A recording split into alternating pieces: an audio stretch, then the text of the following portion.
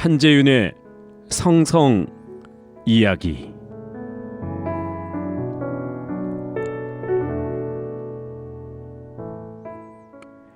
자연이 들려주는 말, 청로퍼. 나무가 하는 말을 들었습니다. 우뚝 서서 세상의 몸을 내맡겨라. 관용하고 굽힐 줄 알아라. 하늘이 하는 말을 들었습니다. 마음을 열어라. 경계와 담장을 허물어라. 그리고 날아올라라. 태양이 하는 말을 들었습니다. 다른 이들을 돌보아라. 너의 따뜻함을 다른 사람이 느끼도록 하라. 냇물이 하는 말을 들었습니다. 느긋하게 흐름을 따르라. 쉬지 말고 움직여라. 머뭇거리거나 두려워 말라. 작은 풀들이 하는 말을 들었습니다. 겸손하라. 단순하라. 작은 것들의 아름다움을 존중하라. 사랑합니다. 성성이야기의 한재윤입니다. 오늘의 시는 청로퍼의 자연이 들려주는 말이었습니다. 나무와 하늘, 태양, 냇물, 그리고 작은 풀들이 우리에게 들려주는 말, 여러분은 어떻게 들으셨나요? 누구의 말이 가장 마음에 와닿았을지 궁금합니다. 시인의 마음이 되어 자연이 건네는 위로와 권면의 처방전을 한 줄 한 줄 되뇌이다 보니 어느새 그 자연을 통로 삼아 우리에게 말씀하시는 주님의 다정한 음성이 들리는 듯합니다. 나무를 나무 되게, 하늘과 태양과 냇물과 작은 풀들을 그 역할과 쓰임새대로 사용하시는 주님께서 오늘도 우리 한 사람 한 사람을 삶의 현장 속에서 알맞게 빚어가신다는 사실이 더욱 감사가 됩니다. 한재윤의 성성 이야기는 이 땅을 살아가는 동안 주님이 자연을 통해 우리에게 주시는 삶의 처방전을 생각해 보는 것으로 문을 엽니다. 성성 이야기 첫 곡은 사랑 이야기가 부릅니다. 주님의 숲. 어느 날 문득 당신이 찾아고 부르는 저 숲속에 평온하게 쉴 수 있는 곳을 찾아 당신을 지나온 이 거리는 언제나 낯설게 느껴 그 어디에도 평화 없네 참 평화 없네 그렇지만 당신의 앞에 펼쳐진 주님의 숲에 지친 당신이 찾아온다면 숲은 두 팔을 벌려 그렇게도 힘들어했던 당신의 지친 어깨가 이젠 쉬도록 편히 쉬도록 여기 주님의 숲에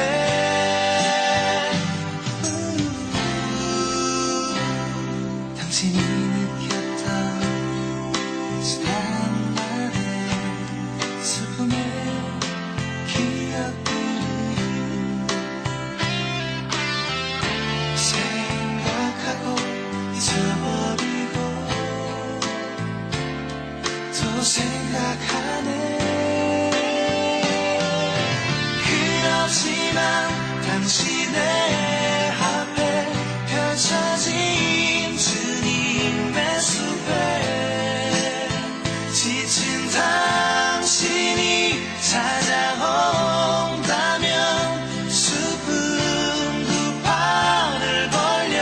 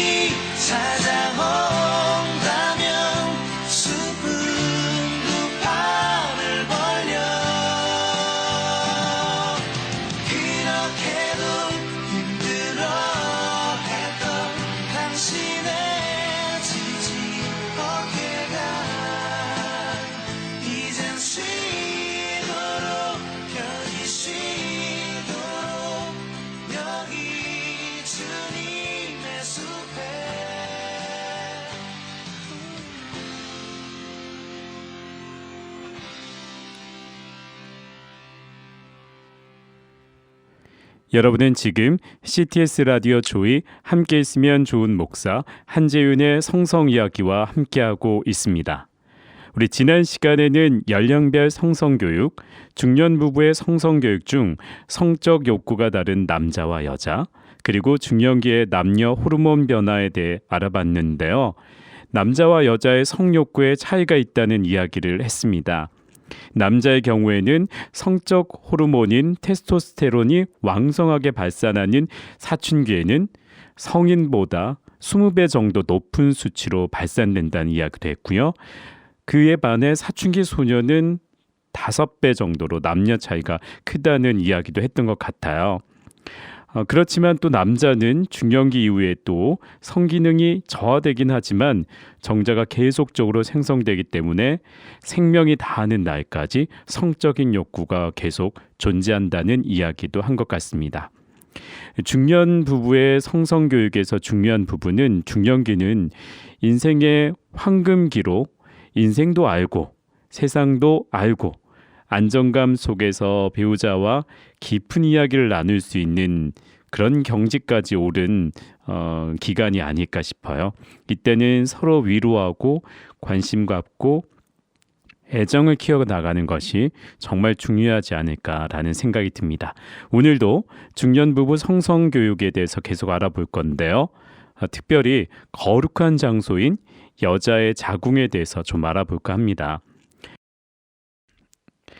이 지구상에는 수많은 동물이 살고 있지요.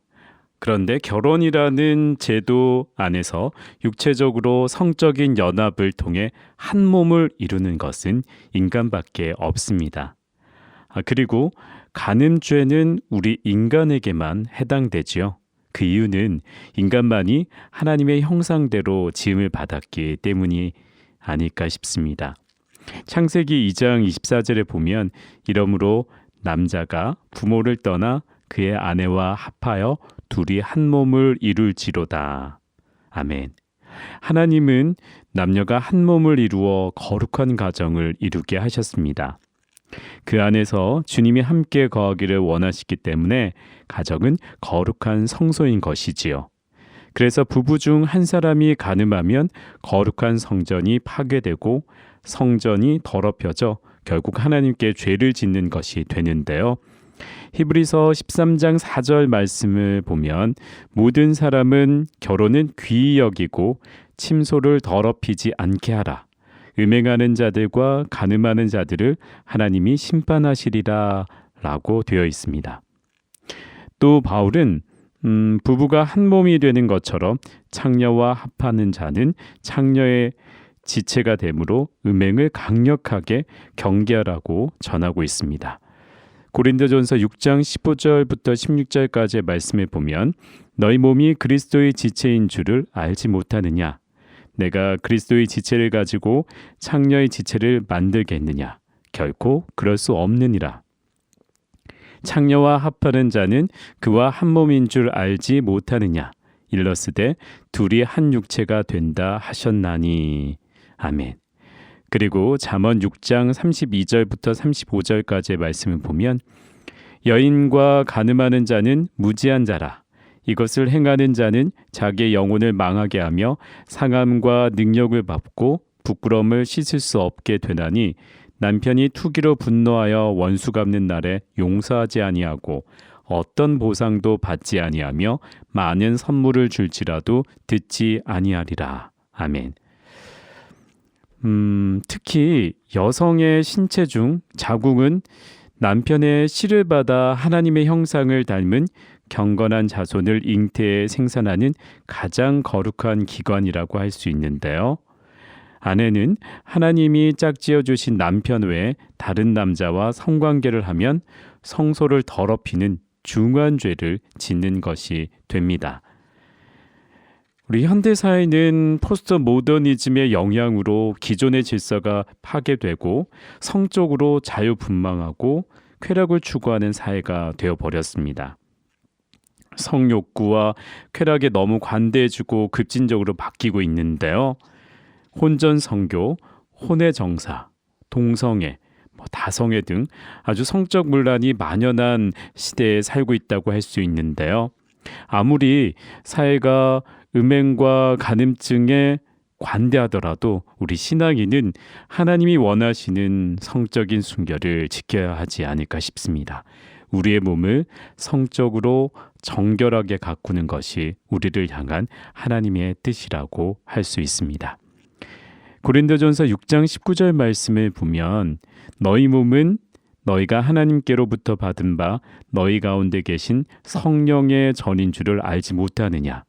너희는 너희 자신의 것이 아니라 값으로 산 것이 되었으니. 이 말씀처럼 우리의 몸은 성령의 전입니다. 성령의 전이라는 것은 성령께서 임재해 계시는 성전이고 하나님이 계신 곳이라는 뜻이 되겠죠. 우리의 몸을 그렇게 거룩하게 우리는 지켜나가야 된다는 것입니다. 네, 이번에는 중년의 또 다른 주제인 섹스리스에 대해서 좀 알아보려고 하는데요. 모든 부부는 사랑하는 사람과 검은 머리가 파뿌리가 될 때까지 서로 변치 않고 사랑할 것을 약속하며 결혼합니다. 여러분 모두 그렇게 결혼하셨죠? 네, 저도 그렇습니다. 그런데 시간이 갈수록 젊은 날의 사랑의 정열은 식고 부부관계도 시큰둥해지며 서로 대면대면해지기도 하는데요. 그러다가 어느 한쪽에서 외도라도 하면 결혼 생활이 풍비박산이 되어서 이혼으로 이어지거나 화해하고 용서하더라도 지울 수 없는 깊은 상처를 안고 평생 살아가기도 하는데요. 섹스리스는 전문가마다 다르게 정의한다고 하는데요. 두 가지 정도로 한번 말씀드리도록 할게요.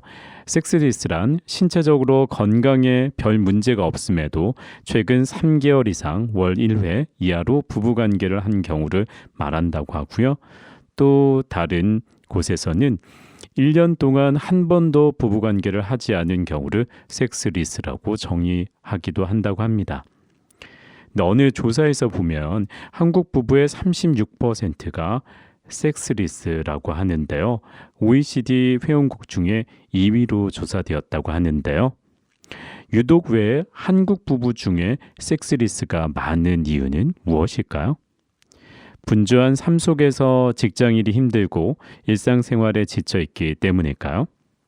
아니면 부부 생활을 기피하는 대부분의 부부는 상대방이 상처를 받을까봐 이런 여러 이유들을 둘러댄다고 하기도 합니다.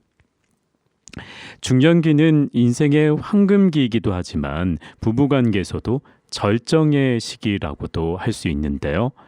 부부관계를 통해 몸과 마음의 일치로 정서적인 안정감과 편안함을 충분히 누릴 수 있는 시기가 바로 중년기가 아닐까 싶습니다. 중년기에는 부부관계를 매개로 서로 깊은 신뢰와 사랑을 정립해 두어야 하는 시기이기도 하다는 것입니다.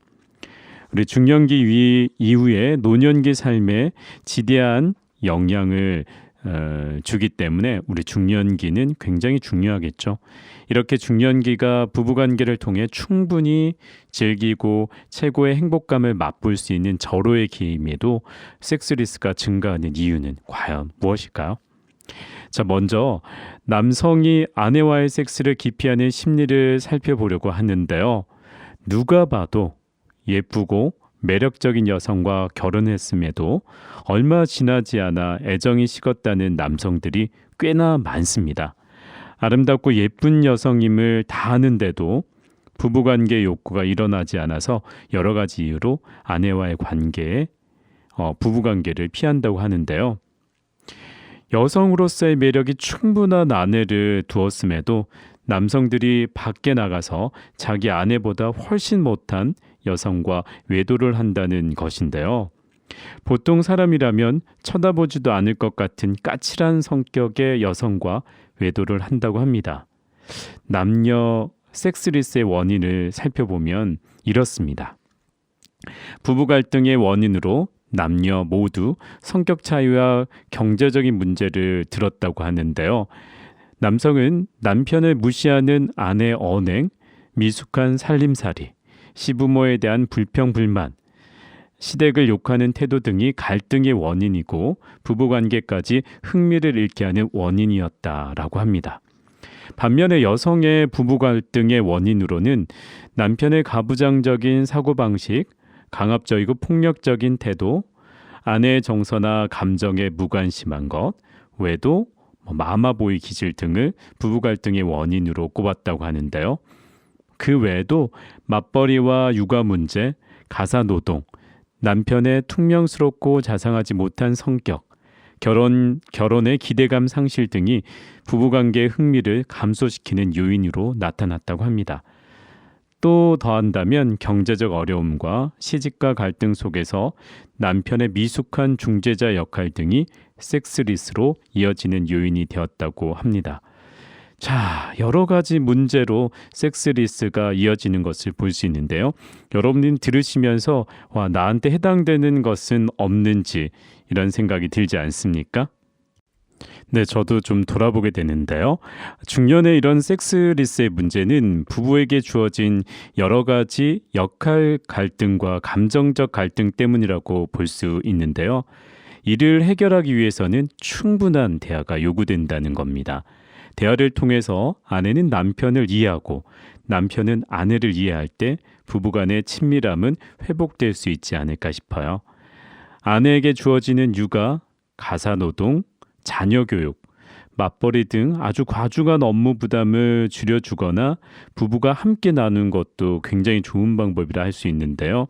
보통 남편은 경제활동에만 치우쳐서 좀 이기적인 그런 사고를 가질 수도 있을 텐데요. 아내를 더 이해해주고 정서적 지지를 해주는 것이 굉장히 중요하지 않을까 싶습니다. 그렇다면 부부간의 원만한 소통과 함께 서로 친밀감을 높일 수 있는 다양한 방법들을 이야기를 통해서 만들어질 수 있지 않을까 싶습니다. 그리고 우리나라의 중년의 이런 심각한 섹스리스 해결을 위해서 저는 유대인 성생활의 비밀인 5+7 법칙을 권하고 싶은데요. 어렵다면 5+2 정도라도 연합과 분리를 실천하는 것을 좀 권해드리고 싶어요. 유대인들은 섹스리스가 없이 평생을 신혼처럼 행복하게 산다고 하는데요. 바로 이것은 연합과 분리를 실천하기 때문이 아닐까 싶습니다. 이 비밀을 알고 실천한다면 우리도 섹스리스 없이 유대인처럼 평생을 신혼처럼 행복하게 살 수 있을 것이라 생각합니다. 자, 우리 이번 시간에는 여성의 거룩한 장소인 자궁과 그리고 섹스리스에 대해서 한번 알아봤습니다. 여러분은 지금 뉴미디어 선교의 선두주자 라디오 조이 한재윤 목사의 성성 이야기와 함께하고 계십니다. 여러분, 사랑의 유효기간은 얼마나 될까요? 누군가 변치 않는 사랑을 기대하며 누군가를 사랑하기 시작하지만 상대에 대한 허상이 깨지는 순간 실망과 혐오로 등을 돌리는 경우가 많은데요. 이때 우리는 사랑의 그림자와도 같은 반갑지 않은 권태로움이라는 불청객을 만나게 됩니다. 급기야는 관계 회복에 충분한 노력을 기울이지 못하게 되면 사랑은 식게 됩니다. 한재윤 목사의 성성 이야기, 우리 두 번째 코너에서는 사랑에 관해 배울 수 있는 문장들을 함께 나눠볼 텐데요. 오늘은 이국환 교수의 에세이 오전을 사는 이에게 오후도 미래다라는 한 대목을 소개해 드립니다.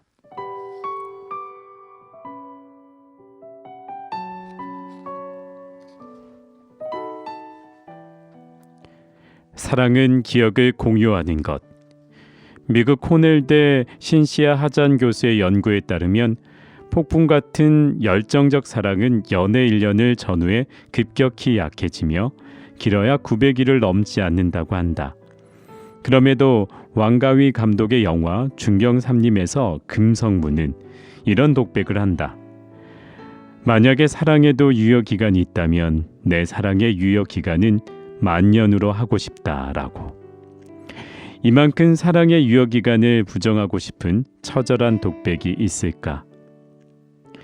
아리스토텔레스가 니코마코스 윤리학에서 강조했던 완전한 사랑, 즉 어떤 것이 그 자체로서 좋아서 사랑하는 그런 사랑은 여전히 불가능한 것일까?